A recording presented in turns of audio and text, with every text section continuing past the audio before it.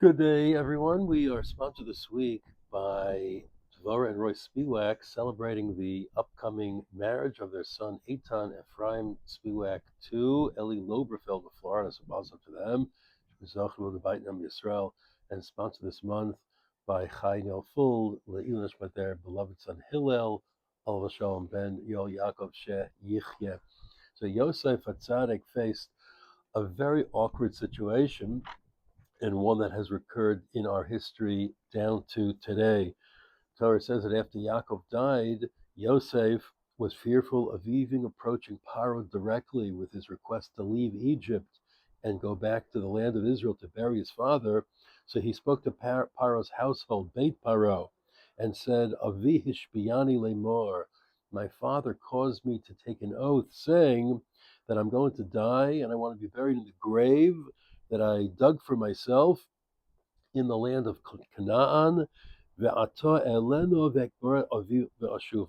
So now Yosef made his request to Paro, let me ascend to the land of Israel, bury my father, and I will return. And Paro acceded to Yosef's request. What is the discomfort? Well, the Meshech Chochmah notes that he even emphasized the oath that his father made him took. He didn't even say anything that he swore, which is the beginning of the Sedra. That Yosef swore to his father he would do it, but rather he just said, my father made me swear, Shelo yeh boged be'amo uva'artzo, shemlichu ve'asulo tova harbe. He shouldn't be seen as a traitor, as disloyal to the people in the land that made him the viceroy to the king and did so much good for him. That's why he emphasized this notion that his father was the one who caused him to swear. And yet we deal with this constantly in the exile, the idea of dual loyalty, that Jews cannot ever be fully loyal to the land in which they live because the primary loyalties are to the Jewish people, or these days the Jewish people situated in the land of Israel, or to the Torah. There's always some other type of allegiance that keeps a Jew, that grabs a Jew and makes him something less than a full citizen of the land in which he's in. There's an element of truth to that, by the way. We hope, of course, that it never comes to a conflict, but if it would come to a conflict, where would our loyalties lie? Would it lie with the temporary abode that we have in the exile that we know is going to end and almost always ends horribly for Jews? Or is it to eternity? Is it to the Jewish nation, to the to the family of Avraham, Yitzchak, and Yaakov, from which we derive our essential identity? There's a wonderful story that Rav Soloveitchik told about Baron Edmund de Rothschild, Hanadiv Hayadua. So he, of course, was one of the great benefactors of the land of Israel, famous French banker. And when he died in 1934, he was buried in France. And then he had left instructions that when a state of Israel is established, he wants to be reburied in the state of Israel, as indeed he was in a place called Ramat Hanadiv, right between Zichron Yaakov named for his father, James Rothschild, and Binyamin, which is named for him, Avram Binyamin Rothschild. So that's where he's buried.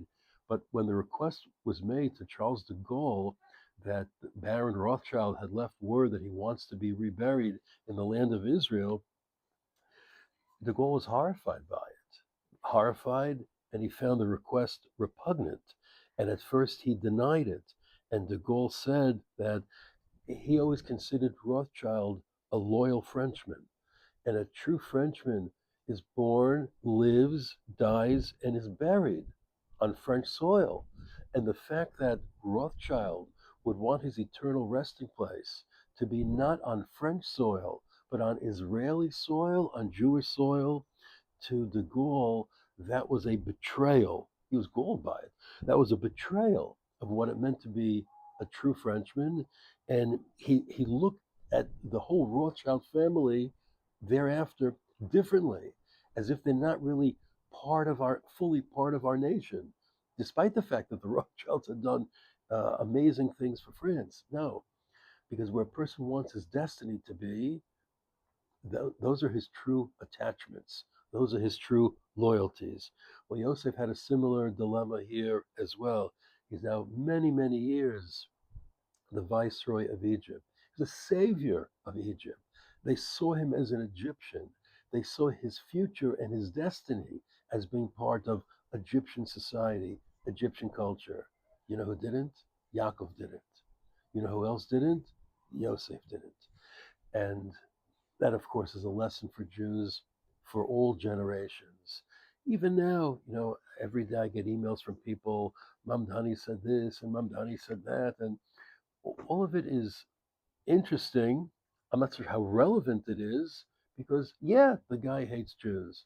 And Tucker Carlson, yeah, he's the first person to, not the first, he's the loudest person today claiming that Jews have dual loyalty. And if they want to safeguard Israel's interests or prioritize them, they should move to Israel because you can't support Israel and support America. Oh, you see, you can make an argument, as many Jews do. No, in fact, that if you support Israel, you're benefiting America. It's true, you are. But he doesn't see it like that. He sees it, of course, he's anti-Jewish, but he sees it that you can't. You can't have loyalties to Israel and loyalties to America. Can't be shared. Well, that was Yosef's dilemma as well. That's how he was afraid Paro saw it. It's certainly how de Gaulle saw it as well. Well, with all the negative currents now swirling in America, maybe it's a good time for Jews to think, well, where are my true loyalties? And what are the ramifications of that going forward? Food for thought. Have a good day.